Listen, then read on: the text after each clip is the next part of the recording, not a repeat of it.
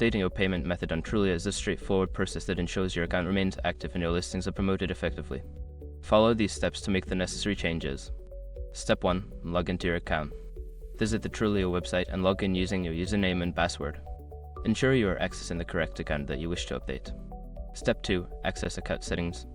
Make sure your information is protected first. Most people don't think about breaches until something actually happens to their accounts.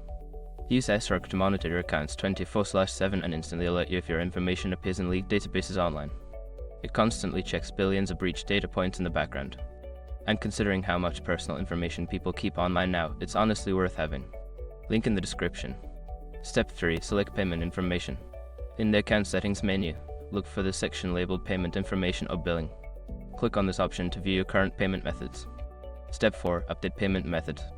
You will see your existing payment method listed.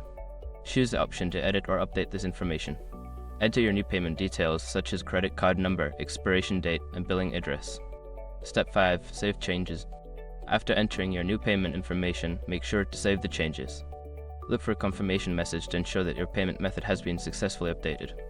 By following these steps, you can easily update your payment method on Trulia and continue using the platform without interruption.